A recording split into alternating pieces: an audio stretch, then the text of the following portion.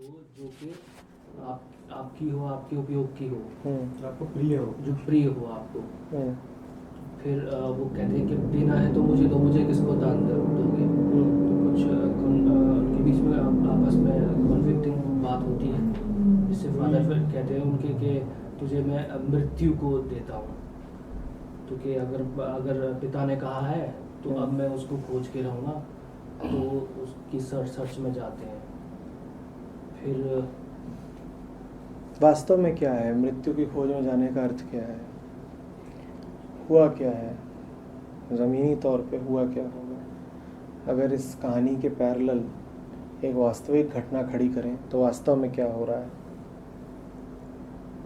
ये तो ठीक है, कथा रूप में कहा जा रहा है कि पिता ने यज्ञ किया, उसमें ऐसा ऐसा हुआ, जो गायें दी जा रही थी वो बूढ़ी थी, तो बेटे ने कहा, उन्होंने कहा तुझे मृत्यु को देता हूँ, तो ये यमराज के पास जाते हैं, ऐसा ऐसा बोलते हैं।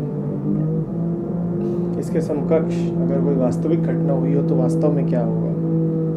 फादर है जो शायद अपनी जिस एज में वो है, हमारी सोसाइटी का एक middle age, and he is trying to show to the world, और he is trying to send this message to his own self that yes, I'm renouncing the worldly pleasures, I'm renouncing things, or I'm giving away things, or I'm doing some donations or charities whatsoever to make sure that I'll get. हाँ वो ठीक है, वो तो कहानी भी कहती है, उसके पैरेलल खड़ा करो ना, ये बात तो कहानी कह ही रही है।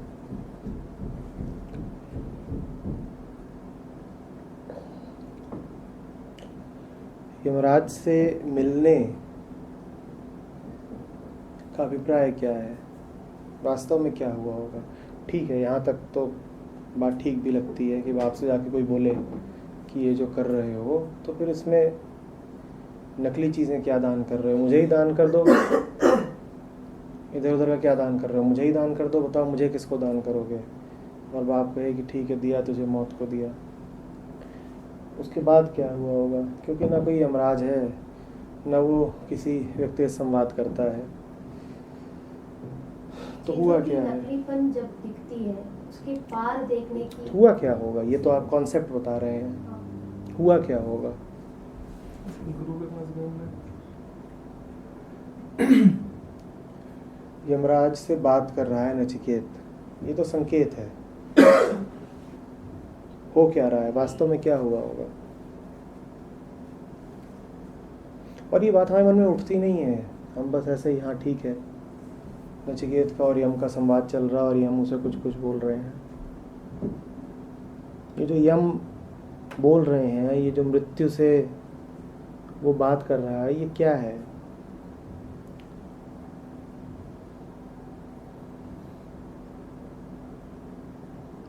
सेल्फ अपने मन को बोलते, मन से बात कर रहा है तो फिर कल्पनाओं में जी रहा है, फिर तो क्या बात करी?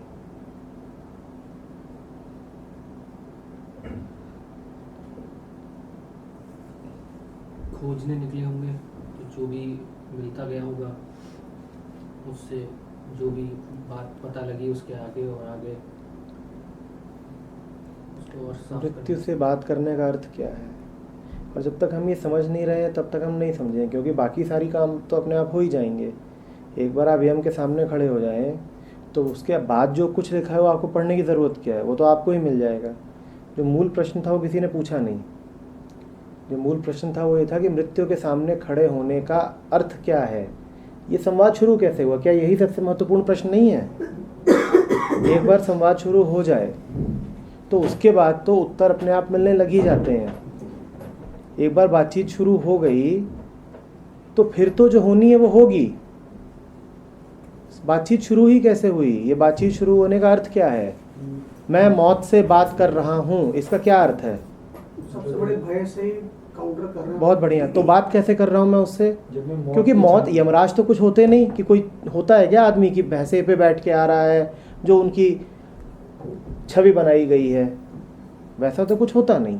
मृत्यु के तो क्षण में, हाँ, मृत्यु के क्षण में, मृत्यु के क्षण में तो नचिकेत मरने वाला है, इसका मतलब मृत्यु का क्षण है नचिकेत का। क्या अर्थ है इसका?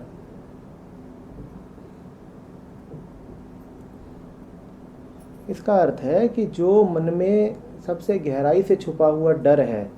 नचिकेत ने उससे आंखें चार करी हैं और वो क्षण ध्यान का होता है। ये जो कुछ आप पढ़ रहे हैं पूरा उपनिषद, ये और कुछ नहीं है, ये नचिकेत के ध्यान से निकले हुए वचन हैं। जब एक व्यक्ति ध्यान में होता है, गौर से देख रहा होता है अपने आप को, तब वो जो कुछ भी जानता है या बोलता है वही उपनिषद है, और कुछ नहीं होता है उपनिषद। ये बंद कराना पड़ेगा, अभी नहीं हो सकता ये बात स्पष्ट हो रही है। उपनिषद कोई ब्रह्म वाक्य नहीं है कि कोई इधर उधर से आकर के देवी देवता बोल गया, यमराज बोल गए, ऐसा कुछ हो गया। ये साधारण आदमी की ही बात है, ये एक साधारण आदमी के ही वचन है, लेकिन उस समय उसकी स्थिति ध्यान की है, उस समय उसकी स्थिति ध्यान की है। वो वैसा नहीं है कि हमारी तरह बैठा हुआ है कि मन 5 जगह बटा हुआ है यहाँ पे सोच कहीं और की रहे हैं और इस तरह का। आपके मेरे जैसे लोग ही जब ध्यान में होते हैं तो हम जो कुछ कहते हैं उसी का नाम उपनिषद कहलाता है, उसी का नाम कोई भी धर्म ग्रंथ है। हमारे अलावा कोई नहीं है दुनिया में, पर हमारी ही 2 अवस्थाएं हो सकती हैं, एक छितराई हुई, बिखरी हुई, केओटिक, और दूसरी हो सकती है ध्यान की। तो कठोपनिषद जो आपने पिछली बार जितना भी सुना और जहाँ से आज हम आगे की बात चालू करेंगे, वो और कुछ नहीं है, वो नचिकेत के ही वचन है। कोई यमराज नहीं आया नचिकेत से मिलने, वो नचिकेत के अपने वचन है, नचिकेत का अपना जानना है, परंतु ध्यान में जानना है। और जिसने ये बात नहीं समझी उसने कुछ नहीं समझा, क्योंकि जो ये बात समझ जाएगा कि ये नचिकेत के अपने वचन है, उस क्षण में जब वो अपने भय को साफ साफ देख रहा है, तब वो हर उस मौके पे जो उसे मिलेगा कि अपने भय को खोल के रख दो, अपने भय को खोल के रख देगा। और डरा हम में से हर कोई है। अगर कोई कहता है कि मेरे जीवन में कोई डर नहीं, तो झूठ बोल रहा है। हमने भी अभी कुछ ही दिन पहले एक मौका ऐसा तलाशा था कि जहां अपने अपने डर को खोल के रख दें, तलाशा था। कुछ लोगों ने खोल के रख दिया, कुछ भाग गए। हमारे जीवन में तो कोई डर ही नहीं है, उन्हें कुछ नहीं मिलेगा, वो भिखारी आए थे, वापस वैसे ही लौटेंगे। जिन्होंने अपने आप को उद्घाटित कर दिया, उनके जीवन में वो उपनिषद उतर सकता है। और जो इधर उधर की बातें करके बहाने बना के निकल लिए, उन्हें कुछ मिलेगा नहीं। मौके हम सबको मिलते हैं। आप ये मत समझिएगा कि उपनिषद कोई बड़ी दैवीय बात है कि कोई खास जगह होगी, वहाँ बैठते होंगे, खास आयोजन किया जाता होगा, तब उपनिषद निकलता होगा। नहीं, ऐसा नहीं है। ये रोजमर्रा की घटनाएं हैं। उपनिषद खुद कहते हैं कि उपनिषद कैसे उठते हैं, कि शिष्य गुरु से कह रहा है कि उपनिषद बोलो, और गुरु कह रहा है कि उगता थे उपनिषद। जो हम बोल रहे हैं अभी यही उपनिषद है, जो बोले वही उपनिषद है। हम जो ये साधारण जीवन जी रहे हैं, इससे अलग कुछ होता नहीं। इसी में अगर ध्यान से आप जी रहे हैं तो उस वक्त आप जो कुछ भी कहेंगे वो उपनिषद ही है। उपनिषद का अर्थ क्या? उपनिषद का अर्थ है सत्य, और कोई अर्थ नहीं है, तो वो सच होगा। और उसी में आप अगर बिखरे बिखरे रहेंगे, बेहोश रहेंगे, आपको पता भी नहीं होगा कि आपने क्या मौका गंवा दिया, तो जैसे रहे आ रहे वैसे रहे आइए। अपने आप से ही झूठ बोल गए, अपने आप से ही बहाने बना दिए। मौका था, हाथ से जाने दिया। और जिन्होंने मौके का इस्तेमाल कर दिया, उन्हें लाभ हुआ कि नहीं हुआ? हुआ। जिन्होंने नहीं किया, वो घूमते रहे अपना। लेकिन एक चीज इसमें जो वो है, नचिकेत बहुत गहरे ध्यान में है। हम यहाँ नहीं कह सकते। अरे तुम जितने जा सकते हो वहीं जाओ ना। जो कर ही नहीं सकते उसी कल्पना क्यों करनी? जहाँ खड़े हो उस वक्त तुम्हारे लिए जो संभव है वो तो करो। जिन झूठों का तुम्हें पता भी नहीं, उनको तो तुम बोल भी नहीं पाओगे। कम से कम जिनको जानते हो उनको तो खोलो। जिन डरों का तुम्हें पता भी नहीं कि इतने गहरे बैठे हुए हैं कि हमें पता भी नहीं है कि हम डरे हैं। होते हैं कई ऐसे डर जो इतने गहरे बैठे होते हैं कि हमें पता भी नहीं होता उनका। उनको तो तुम वैसे भी नहीं भूल पाओगे, उनको बोल पाने का कोई तरीका नहीं है। पर जिनको बोल सकते हो उनको तो बोलो। जो उनको भी नहीं बोल रहा, वो अपने आप से धोखा कर रहा है, और उसका कुछ नहीं हो सकता। वो चाहे कृष्णमूर्ति पढ़े, चाहे कुछ पढ़ता रहे, उसे कुछ मिलेगा नहीं। क्योंकि कुछ पढ़ के कभी किसी को कुछ मिला नहीं, कुछ पढ़ के कभी नहीं मिला। नचिकेत होना पड़ता है, और ये बात मैं 100 बार कह चुका हूँ। नचिकेत पढ़ के कुछ नहीं पाएंगे, नचिकेत हो के पाएंगे। नचिकेत ने अपने डर का सामना किया है। मृत्यु माने सबसे बड़ा भय। उसने अपने भय से आंखें चार करी हैं। बहादुर आदमी है वो। नचिकेत बन के ही कुछ मिलता है।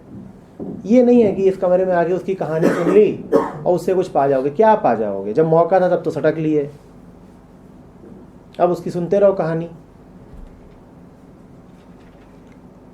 ये भी मैं कई बार कह चुका हूं पहले कि नचिकेत जैसे को समझने के लिए नचिकेत जैसा होना पड़ता है। जो तुम हो ही नहीं नचिकेत, तो तुम्हें क्या लाभ होगा उसकी कहानी सुन के? नचिकेत वो आदमी है जिसने अपने गहरे से गहरे डर को कहा है कि आ बता, अपना राज खोल मेरे सामने, मृत्यु का राज खोले मेरे सामने, अपना राज खोल, तू क्यों है, मेरा जीवन ऐसा क्यों बीत रहा है, सहमा सहमा उथला। तो जो वैसा हो गया उसके लिए फिर ये उपनिषद मायने ही नहीं रखता, क्योंकि वो तो हो गया। और जो वैसा है नहीं, वो लाख सुनता रहे, उसे मिल क्या जाना है। एक बड़ी गहरी संवेदना चाहिए अपने पूरे जीवन के प्रति। ये जो हो रहा है, ये क्या हो रहा है? 1000 बच्चे होते हैं जिनके सामने उनके माँ बाप पता नहीं क्या क्या कुकर्म करते रहते हैं, बच्चे उठ के कुछ नहीं बोलते। हम सब घरों में रहते हैं और घरों में पता नहीं क्या क्या चल रहा होता है। हमने कभी प्रश्न उठाया? नचिकेत के घर में भी कुछ चल रहा था, उसने सवाल उठा दिया। हमारे घरों में 100 तरह के पाखंड चलते रहते हैं और हमें पता है ना कि चलते रहते हैं। हम कभी पूछते हैं कि ये क्यों चल रहे हैं?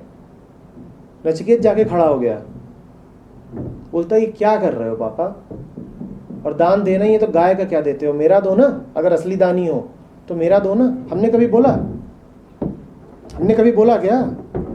जब नहीं बोला तो बहुत बढ़िया, बोला तो आप नचिकेत हो गए, और जिसने नहीं बोला उसे कोई फायदा नहीं होगा ये सुन के। जो अपने घर में, नचिकेत क्या है? नचिकेत एक विद्रोही है जो अपने घर में चल रहे आडंबर के विरुद्ध खड़ा हो सकता है। आप अपने घरों में चलते आडंबर के विरुद्ध खड़े हो पा रहे हो? और कोई है जिसके घर में आडंबर, पाखंड, धोखे न चल रहे हो?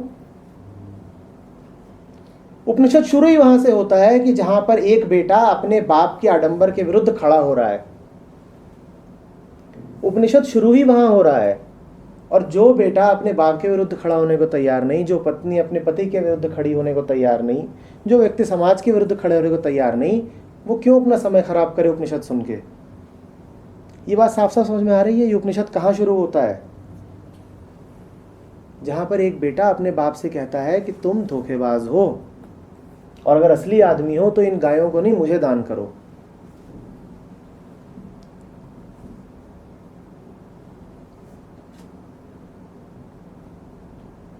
और जहां पे वो अपने छोटे मोटे नहीं, सबसे बड़े डर के सामने खड़ा होता है।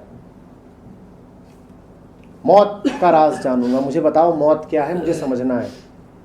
जो आदमी अपना छोटा सा डर खोलने में हिचकता हो, सटक लेता हो इधर उधर, क्या जिंदगी में करेगा? बेकार, व्यर्थ।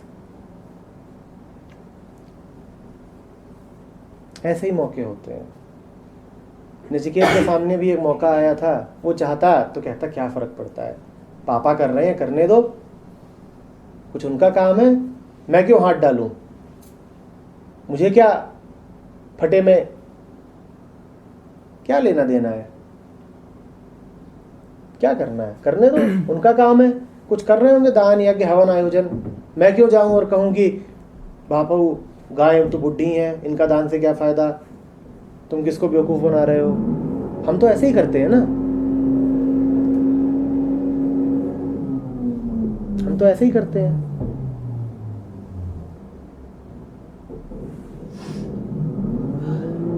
मूल बात समझो, बाकी तो 70 बातें लिखी हुई हैं, वो सब मम्बो जम्बो है, वो कोई बड़ी कीमती नहीं है। मूल बात समझो। उपनिषद पढ़ने से नहीं कुछ होगा, उपनिषद जीवन में उतरे तब होता है। अपना जीवन उपनिषद बने, हम नचिकेत बन जाएं, तब बनती है बात। जो मूल घटना है उसको पकड़ो कि एक आदमी जब मौका आया तो पीछे नहीं हट गया, बस यही है उपनिषद। कि जब मौका आया तो खड़ा हो गया बिल्कुल तन के, यही है उपनिषद, और कुछ नहीं है उपनिषद। और उसे फर्क नहीं पड़ रहा था कि बाप के सामने खड़ा होना, उसने कहा ठीक, और बड़ा नहीं था बहुत, ये जवान आदमी नहीं है, उपनिषद नचिकेत बच्चा ही है। निर्भर भी रहा होगा आर्थिक रूप से कई तरीकों से बाप पे, पर हट नहीं गया पीछे। कहा ठीक है, निर्भर हूं तो भी अंतर नहीं पड़ता, जो बात ठीक है वो होनी चाहिए। और फिर मौत से भी नहीं डर गया, ना बाप से डरा ना मौत से डरा। बाप और मौत का अर्थ समझिएगा, बाप है समाज, मौत है प्रकृति। आदमी दो ही तरीके से कंडीशन होता है, सोशल और फिजिकल, समाज से और प्रकृति से। बाप है समाज और मौत है प्रकृति। मौत माने समय, प्रकृति। नचिकेत दोनों से भिड़ गया है, मन की दोनों तहों के पार जाने की उसने ठान ही ली है, तो निश्चित रूप से वो वहीं पहुंचेगा जहां उसे पहुंचना है। मन के दोनों तलों के पार वो खुद बैठा हुआ है, आत्मन है, उस आत्मन तक वो पहुंच जाता है। अर्थ समझ रहे हैं? पिता का अर्थ समझते हैं क्या है? पिता का अर्थ है समाज, माँ का अर्थ होता है प्रकृति, पिता का अर्थ होता है समाज। माँ प्राकृतिक होती है, पिता सामाजिक होता है। माँ माने जन्म, जन्म प्रकृति है, मृत्यु भी प्रकृति है। तो बाप से भिड़ गया है मतलब समाज से भिड़ गया है, और मृत्यु से भिड़ गया है मतलब प्रकृति से भिड़ गया। और हमारे मन में कंडीशनिंग की, संस्कारों की यही दो सतहें होती हैं।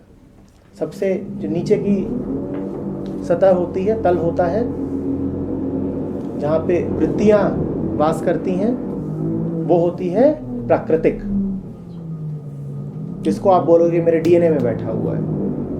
और उसके ऊपर जो होता है, जो जन्म के बाद होना शुरू होता है, जो हमें समाज देता है, वो तल होता है सामाजिक। पिता उसका प्रतिनिधि है, सामाजिक संस्कार। तो दोनों से नचिकेत ने पंगे ले ही लिए हैं। नचिकेत खड़ा हो गया है एक साथ दोनों के विरुद्ध।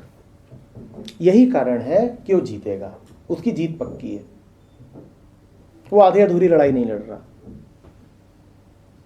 जहां तक वो जा सकता है पूरा पूरा जा रहा है।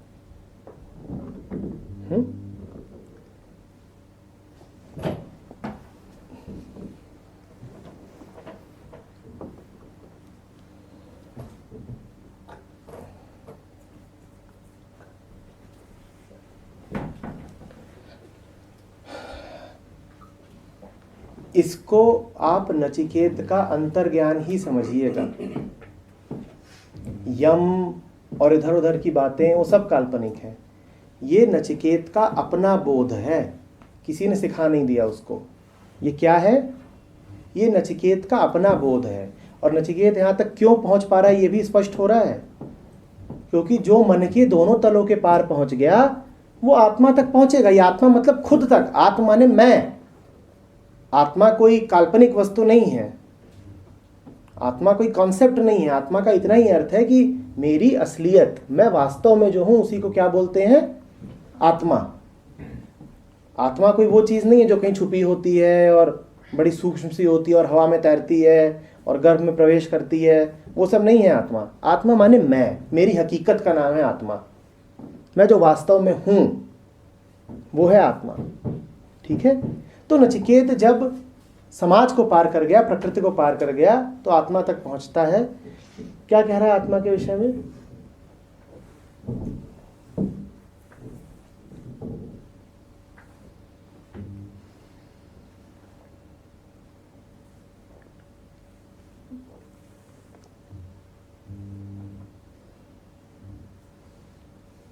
एक रथ की बात हुई थी पिछली बार। कौन कौन था उपस्थित? कौन कौन लोग थे पिछली बार?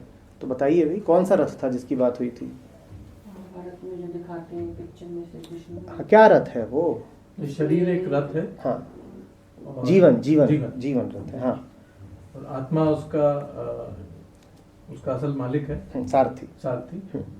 और इंटेलिजेंस उसका ड्राइवर है। विषय वो मार्ग है जिसपे घोड़े दौड़ रहे हैं, जिसकी ओर आकृष्ट हो रहे हैं। इंद्रियां घोड़े हैं, मन लगाम है। ठीक है? मन लगाम है।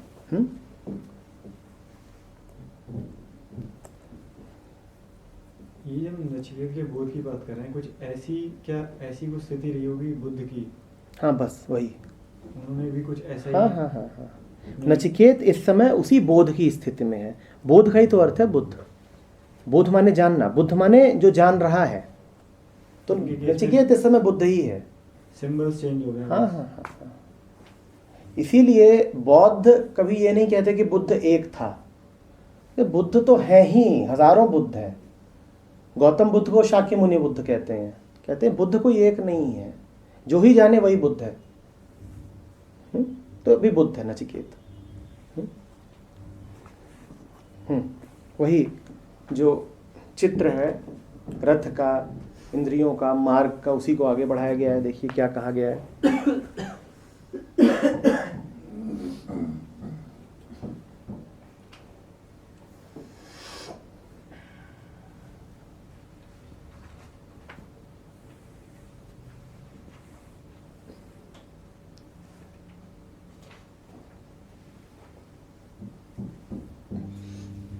क्या कहा जा रहा है बताइए। इंद्रिया, घोड़े, और उन घोड़ों का स्वभाव क्या है? इधर उधर भागना, पूरा मन की लगान से उनको कंट्रोल करके एक सही रास्ते पे जो क्या है उन घोड़ों का स्वभाव? उस जो रास्ता है उस रास्ते पे हजार वस्तुएं हैं और इंद्रियां क्या कर रही हैं? की ओर भाग रहे हैं। घोड़े कितने हैं? 5। अलग अलग जगहों पे कभी 5 कहा जाता है, कभी 6, कभी 11 भी कहा जाता है, पर आप 5 ही मानिए।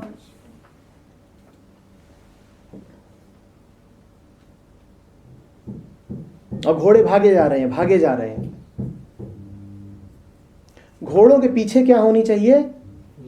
लगाम। लगाम के पीछे क्या होना चाहिए? तब तो बात बनेगी, तब तो बात बनेगी।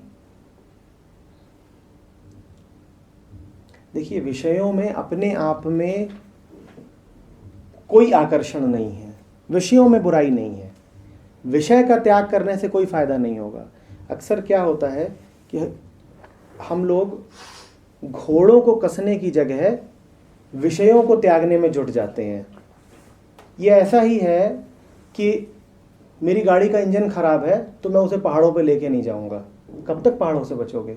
और अगर पहाड़ों पे लेके नहीं जाओगे तो पहाड़ों की सुंदरता भी नहीं देख पाओगे। अगर गाड़ी का इंजन खराब है तो मुझे पहाड़ त्यागने चाहिए या गाड़ी ठीक करनी चाहिए। आप अगर पहाड़ों पे नहीं जाओगे तो आप पहाड़ों के खतरों से तो बच जाओगे, लेकिन साथ ही पहाड़ों की सुंदरता भी कभी नहीं पाओगे। विषयों का त्याग करने से इसीलिए फायदा नहीं है। इन इंद्रियों को साधना होगा, इनको साधना होगा।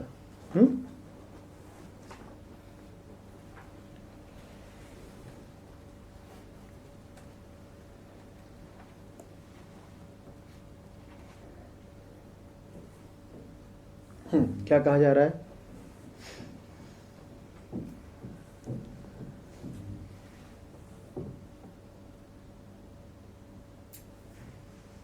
क्या कहा जा रहा है? जिसके पास विवेक नहीं उसका क्या होता है? जिसके पास विवेक नहीं उसका क्या होता है?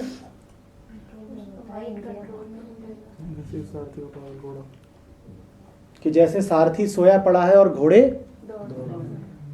अब क्या होगा जीवन रथ का? घोड़े इधर आकर्षित होंगे, उधर भागेंगे। जीवन का क्या होगा? इस रथ का क्या होगा? टूट जाएगा, बिखरा हुआ है, टूटा हुआ है, भगदड़ मची हुई है, एक बेतरतीबी है, केओस है।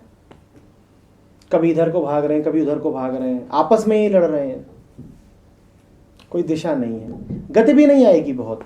कभी थोड़ी देर को इधर भागेंगे फिर वापस ही भाग लेंगे, बड़ी अजीब हालत रहेगी। और इस पूरी प्रक्रिया में वो जो रथ है उसका जो ढांचा है उसका क्या हाल होगा? जीर्ण शीर्ण हो जाएगा, टूटने को हो रहा होगा। तो उसको कबीर बोलते हैं माया मरी न मन मरा, मर मर गया शरीर। मन कभी नहीं मरता, शरीर मरने को हो जाता है।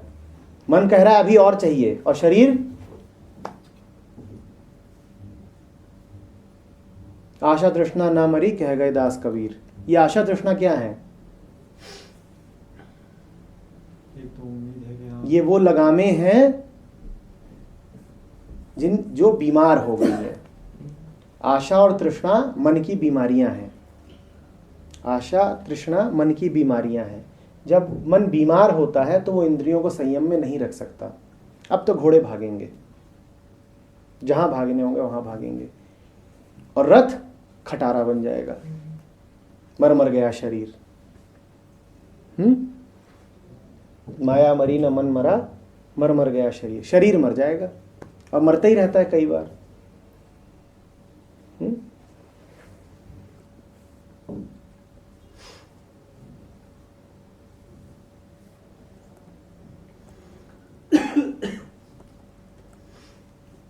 अब क्या कहा जा रहा है?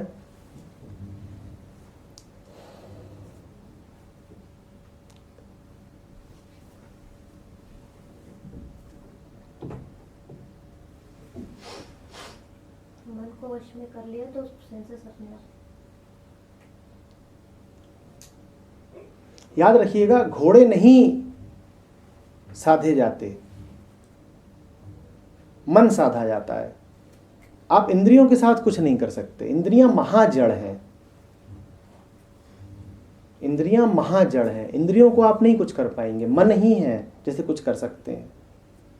इंद्रियां तो इतनी जड़ हैं कि यही उपनिषद आगे आपसे कहने वाला है कि इंद्रियों से बेहतर तो वो पदार्थ हैं जिन्हें इंद्रियां देखती हैं, सूंघती हैं, छूती हैं। इंद्रियां तो इतनी जड़ हैं। मन के साथ ही कुछ किया जा सकता है। आंखें का काम है दिखाना, वो तो दिखाती रहेंगी। मन के साथ ही कुछ किया जा सकता है कि जो देखो तो विवेक के साथ देखो। ऐसे ना देखो कि देखा और चल पड़े, देखा और आकर्षित हो गए, उत्तेजित हो गए। विवेक भी रहे। क्या है इसका?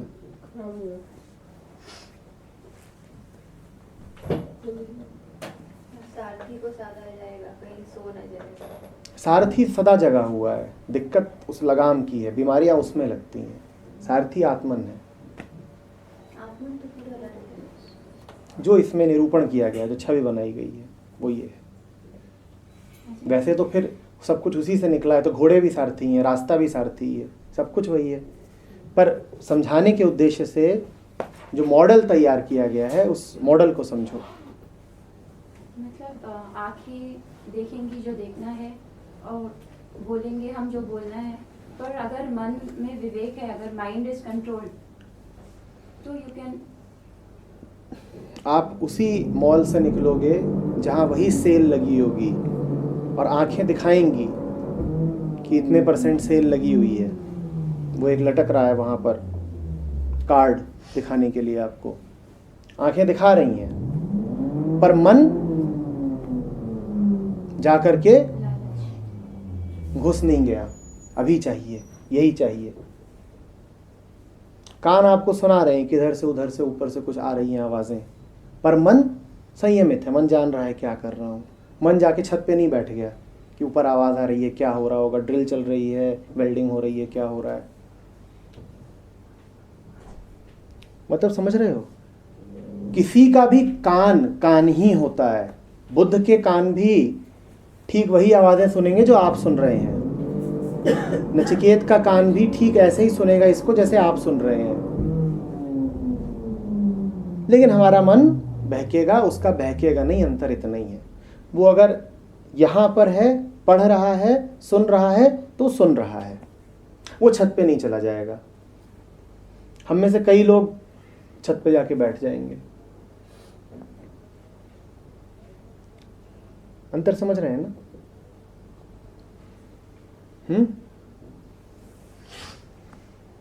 हम में से ये बात बोलनी इसलिए पड़ रही है, और देखिए 3 मंत्र हैं जो आ चुके हैं अब तक इस बात को बोलते हुए, क्योंकि हम में से कई लोग बड़ा उल्टा कार्यक्रम कर देते हैं। मन को साधने की जगह हम इंद्रिय दमन में लग जाते हैं, इंद्रियों के सप्रेशन में लग जाते हैं। उसका मतलब समझते हो क्या है? इंद्रियों के सप्रेशन का मतलब ये है कि इनको आहार देना बंद करो, ऐसी फलानी जगहों पे जाना बंद करो और ये सब करो। वो तात्कालिक रूप से लाभप्रद हो सकता है, किसी विशेष समय में उसका फायदा हो सकता है, लेकिन वो हमेशा काम नहीं आएगा। वो बात हमेशा काम आने की नहीं है। आप किस किस चीज से आंख चुराओगे, आप किस किस ध्वनि के कारण कान बंद करोगे?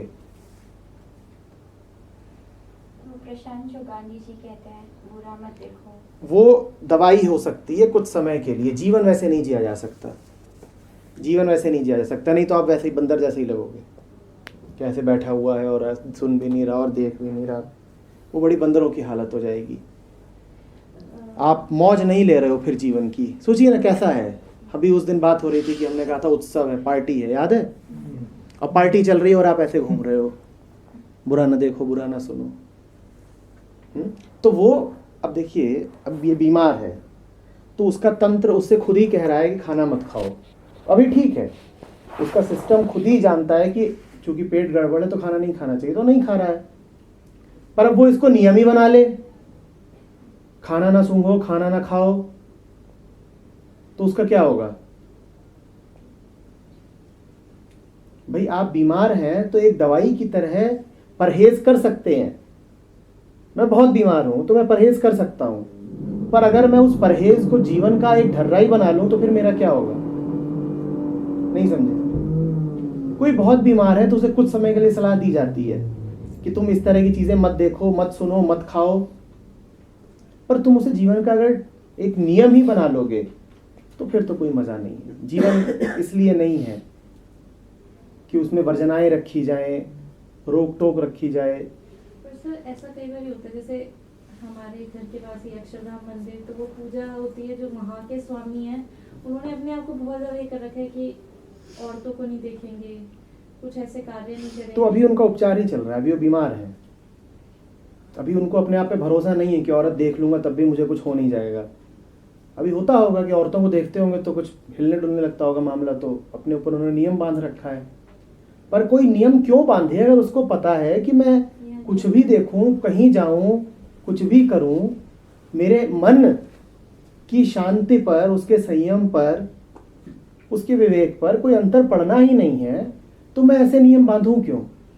जो आदमी औरतों को देखने से बच रहा है, निश्चित सी बात है कहीं ना कहीं उसमें वासना बाकी है, और कहीं ना कहीं तो क्या उसमें बड़ी गहरी वासना बाकी है कि औरत देखी नहीं है और पूरे तार झंझना गए, तो मतलब शायद ठीक कर रहा होगा अपने लिए, पर अभी फिर वो उपचार की स्थिति में ही चल रहा है, अभी परहेज की स्थिति में चल रहा है। आप परहेज कब करते हो?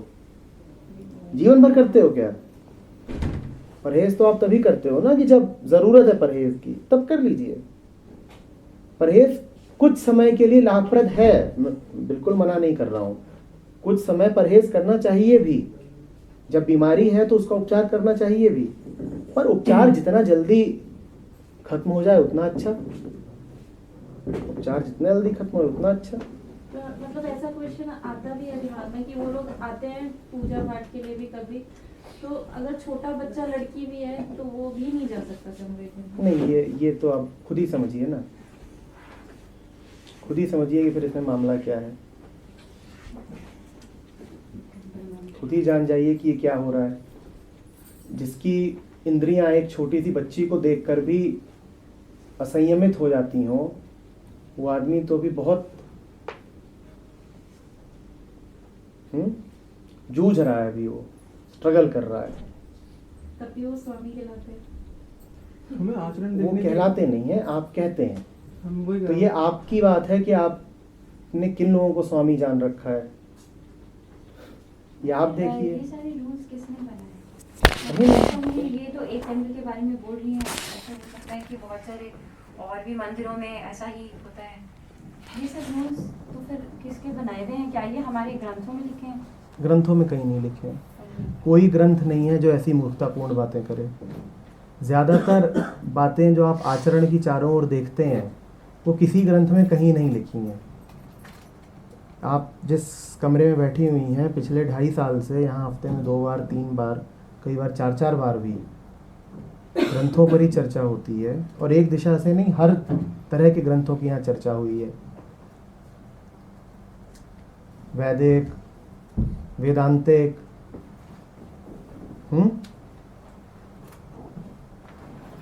कृष्णमूर्ति की को लेकर के यहाँ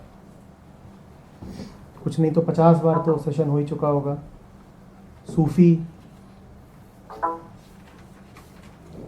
कोई बड़े सूफ़ी नहीं हैं जिनको हमने यहाँ पर देखा नहीं, परखा नहीं, गाया नहीं। कबीर, मीरा, भजनों में आप में से बहुत सारे लोग थे ही। तो हर दृष्टि से दुनिया में आज तक जिस भी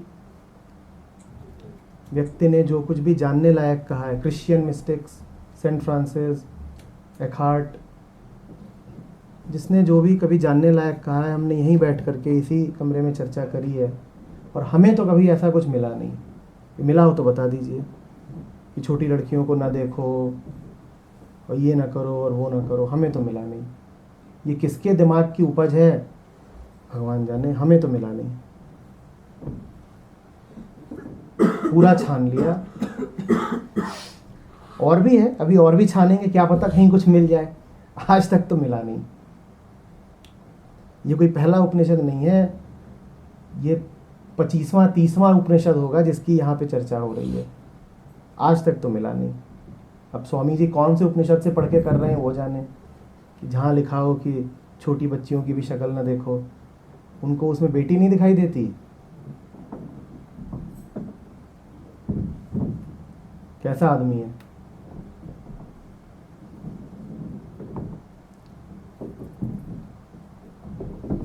फिर तो कोई अंत ही नहीं है ना। छोटे लड़कों के साथ भी कुछ भी हो सकता है। फिर तो उन्हें किसी को नहीं देखना चाहिए। जानवरों के साथ भी कुछ, कहीं भी मन तो मन है, क्या पता कहाँ उद्दीप्त हो जाए। उसकी उद्दंडता किसके संभाले संभलती है। फिर तो परहेज का कोई अंत ही नहीं होगा।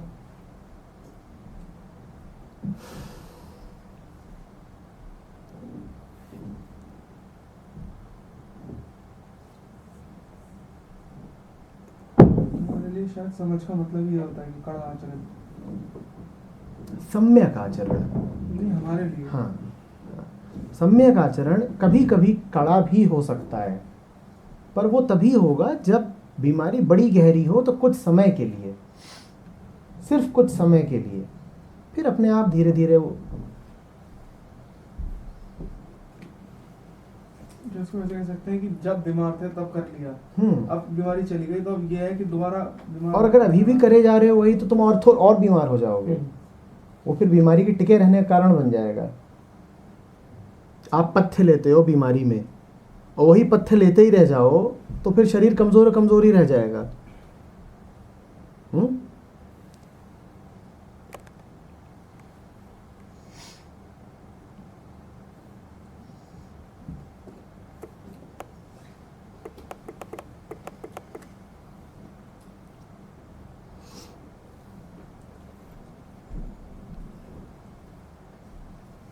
दिक्कत ऐसे पैदा होती है। अब यहाँ शुचि शब्द का इस्तेमाल किया गया है। न समझने वाले इसको शायद ये समझ लेंगे कि दिन में 2-3 बार नहाने को कहते हैं शौच। शुचिता का अर्थ है सफाई। तो आप देखेंगे कि जो ज़्यादा धार्मिक प्रवृत्ति के लोग होते हैं, अगर वो अघोरी ही ना हो तो उनका नहाने धोने और सफाई में बड़ा यकीन रहता है। शुचिता का यहाँ वो अर्थ ही नहीं है। आप इस पूरे को देखें तो आपको साफ साफ समझ में आ जाएगा कि शुचिता का क्या अर्थ है। शुचिता का अर्थ है जिसकी बुद्धि विवेकपूर्ण ना हो। ऊपर साफ साफ लिखा हुआ है, वो गंदा है। गंदा कौन? वो नहीं कि जो नहाया नहीं है, वो जिसका मन साफ नहीं है। अब पंडित जी अगर सोच रहे हैं कि मैं अपने आप पे बड़ा आचरण बांध लूं कि मैं तो दिन में 3 बार नहाता हूं, तो इससे आप नहीं साफ हो जाओगे। इससे आप नहीं साफ हो जाओगे। मीन सदा जल में रहे, धोवे बास न जाए। आप तो 3 ही बार जल में घुस रहे हो। मीन हमेशा जल में ही घुसी रहती है। मीन माने, और इतना साफ करो बदबू नहीं जाती उसकी। तो पूरे को देखिए तो आपको समझ में आ जाएगा कि शुचिता का अर्थ क्या है। जिसका मन संयम में नहीं है, जिसकी बुद्धि में विवेक नहीं है, और जो अपने लक्ष्य की प्राप्ति नहीं कर पा रहा। अब देखिए लक्ष्य की प्राप्ति, अब यहाँ लक्ष्य से क्या अर्थ है? विवेकानंद ने भी कहा हुआ है, इसमें भी आएगा कि उठो और लक्ष्य को अपने पालो। जब भी कभी वेदांत में लक्ष्य का इस्तेमाल हो, यहाँ पे लक्ष्य के लिखा है तत्पदम जो यहाँ पे लक्ष्य भी है, वो लक्ष्य क्या है? तत्पदम। तत्पदम मतलब वह जगह, वह गद्दी, वह सिंहासन। लक्ष्य है मैं, वह पद, वो जगह। वो जगह क्या है? अपने आप को पाना, और कोई लक्ष्य नहीं है। पर उपनिषद का हो चाहे विवेकानंद का हो, इनका इस्तेमाल ये बताने के लिए हो जाएगा कि जीवन में अपने लक्ष्यों को पाओ। और वो लक्ष्य क्या है? कपड़ा बन, घर। विवेकानंद की जो स्पीचेस का उत्कृष्ट जागृत का सबसे ज्यादा एग्जांपल इसी बात के लिए मोटिवेशन कि जाओ और जो पाना है पाओ। जिसमें बहुत अकनॉलेजमेंट और लगे रहते हैं। विवेकानंद का तो जितना दुरुपयोग किया गया है, उससे विचारों पे बड़ी दया आती है। क्या बोल रहे थे और क्या बना दिया गया। वो जब गोल कह रहे हैं विवेकानंद, तो उस गोल से अर्थ है सेल्फ रियलाइजेशन, खुद को पाना। पर विवेकानंद के कहे का इस्तेमाल ये जताने के लिए किया जाता है कि जिंदगी के अपने नौकरी पालो, एक ये गोल है। विवेकानंद इस गोल की बात कर ही नहीं रहे हैं। हर कोई वही सुनना चाहता है जो वो सुनना चाहता है। बड़ा अच्छा लगता है विवेकानंद ने कहा, देखो हम ही नहीं है। और इस पर बहस करते हैं लोग कि विवेकानंद ने तो कहा ये था। सवाल ये नहीं सोचते रामकृष्ण का डिसाइपल, मतलब रामकृष्ण के शायद सबसे फेवरेट डिसाइपल रहे होंगे विवेकानंद। रामकृष्ण को जानना पड़ेगा उसके लिए। बिल्कुल नहीं, और उस थॉट, उस लाइन ऑफ थॉट से निकल के a man who is talking about materialistic and that too at this level, कि उनकी एक सबसे फेमस कोट बन गई उत्तिष्ठित जागृत। रामकृष्ण को मेजॉरिटी ऑफ द पीपल आप करके देखिएगा, they do not know who Ramakrishna is, but they know who Vivekananda is, and only one sentence what he said, arise awake and stop not until the goal is reached. Goal is reached. कितना प्यारा लगता है। जितने ये motivational speakers होते हैं, वे बहुत लोग शुरुआत ही इसी से करते हैं। विवेकानंद ने कहा था, विवेकानंद अगर बैठे हो ऑडियंस में तो एक झापड़ लगाएंगे। लगाम को फिर संभालेंगे, फिर सुनाएंगे। लगाम नचिकेत बनना ही एकमात्र तरीका है। जब मौका मिले तो चूकिए मत। अभी, और मौका कब होता है? अभी है, अभी मौका है तो बस चूकिए मत। बाहर जाएंगे, बाहर मौका है, चूकिए मत। यही है, और कोई तरीका नहीं है। जिंदगी लगातार मौके देती रहती है, लगातार। उनको चूकिए मत, बस यही है। और उसकी कोई विशेष प्रक्रिया नहीं है कि ऐसा कर लेंगे तो मन संयमित हो जाएगा। जहां भी हैं, जैसे भी हैं, उस मौके को चूकिए मत। मौका लगातार है। कई बार सेंसेस डाइवर्ट तो करते ही। चूकिए मत, वही मौका है सेंसेस को जानने का कि ये इनका स्वभाव रहा कि वाह बेटा, दिखा दी औकात। आप जा रहे हैं, नाक में खुशबू पड़ी कुछ खाने की और कदम मुड़ने को हो गए। ये गॉड सेंड अपॉर्चुनिटी, इतना बढ़िया मौका है जानने का कि देखो ये है इंद्रियों की असलियत। कहाँ को जा रहा था, क्या कर रहा था, और नाक में ज़रा खुशबू पड़ी नहीं, मुड़ लिए। ये है इनकी असलियत।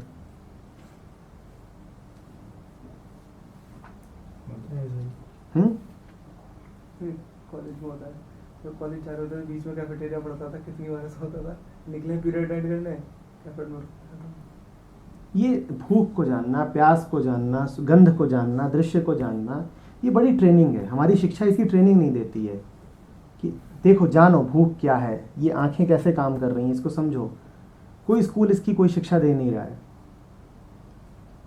भूख, आपको, आप बैठे हो, अब यहाँ प्यास लग रही है, क्या हो रहा है, इसको देखो, इसको ऑब्जर्व करो, क्या चल रहा है। ये आपने दिन भर खाना नहीं खाया, दिन भर आप खाना नहीं खाते हो तो शाम को क्या हो रहा है उसको ऑब्जर्व करो।